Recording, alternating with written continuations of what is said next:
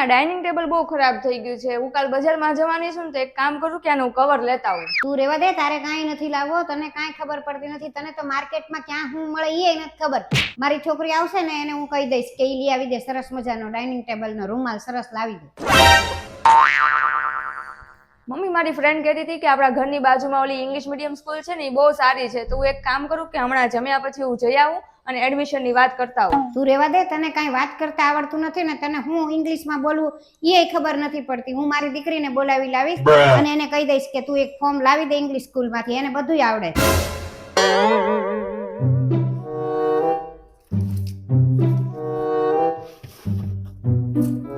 શાકેય નથી, લેવા જવું પડશે.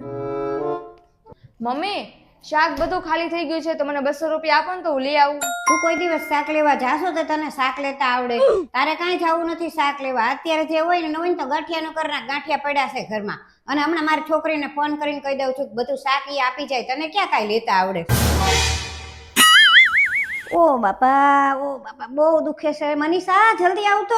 શું થયું મમ્મી? અરે બહુ વાહામાં હબાકો આવી ગયો ને બહુ કમર દુખે છે. જલ્દી બામ લઈ આવીને બામ લગાડી દે ને મને, જલ્દી બહુ દુખે એટલે ને. અરે મમ્મી મને ક્યાં માલિશ કરતા આવડે છે ને ભૂલમાંથી ને બીજી નસ દબાઈ ગઈ ને તો બહુ મુશ્કેલી થઈ જશે.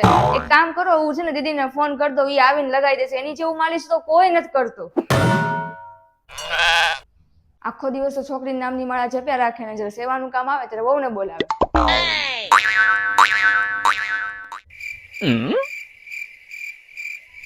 શું થયું મનીષા? હજી સુધી તને માથું નથી મટ્યું?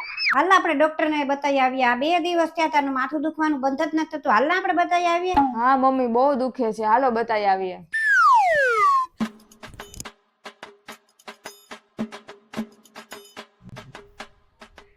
હવે તો ડોક્ટરે કહી દીધું છે આ 2 દિવસની દવા દીધી છે, જો નો ફેર પડે ને તો MRI કરાવવી પડશે એમ કીધું છે. MRI કરાવવું પડશે? કેટલો ખર્ચો થતો હશે? હા MRI તો કરાવવું પડશે. 7-8 હજાર જેટલો ખર્ચો થશે એમ કીધું ડોક્ટરે. ઓ એટલો બધો ખર્ચો થશે? એક કામ કરું ને, આપણે 2 દિવસ પહેલા માર્કેટમાં ગયા હતા ને તો મને ઓલો 5000 વાળો ડ્રેસ મને બહુ ગમ્યો હતો. ઈ જોયો છે ને ત્યારથી મને છે ને આમ માથામાં ઈ જ ફર્યા રાખે છે ડ્રેસ. કદાચ એના લીધે જ માથું દુખતું હશે. તો એક કામ કરો, મને ઈ 5000 વાળો ડ્રેસ અપાવી દો. એટલે તમારે 8000 માંથી 5000 ગયા તો 3000 તો બચશે. અપાવી દો. હે ભગવાન, આ નાટક કરવા વાળી બહુ કોઈને ન દેતા. તારા તો નાટક જ પૂરા નથી થતા. હજી તો અઠવાડિયા પહેલા તને 4-5 હજારનો સરસ મજાનો ડ્રેસ લઈ દીધો છે ને વળી પાછો બીજો ડ્રેસ ગમી ગયો. યાર કેટલા ડ્રેસ લેસ તું? ઈ જ ખબર પડતી નથી. ન અપાવો હોય તો ના પાડી દો ને. મારે શું છે, તમારે 8000 નો ખર્ચો થશે. તમે તમારો ફાયદો છે, જો તમે અપાવશો તો તમારે 5000 નો ખર્ચો થશે, નત્ર 8000 નો ખર્ચો થશે. હવે એક કામ કરીએ, આપણે ડોક્ટર જ બદલી નાખીએ. બીજા ડોક્ટરને બતાવી આવું એટલે MRI ન કરાવવી પડે ને ડ્રેસ ન લઈ દેવો પડે. હમણાં જો તું બીજા ડોક્ટરની આગળ લઈ જાવ તને. ભલે 2-3 ઇન્જેક્શન મારી દે, કહી દઉં કે આને 2-3 ઇન્જેક્શન મારી દો એટલે જલ્દી માથું મટી જાય ને કામ કરવા મળે. આ બધું ઘરનું કામ પડ્યું છે એ કરવા માંડ.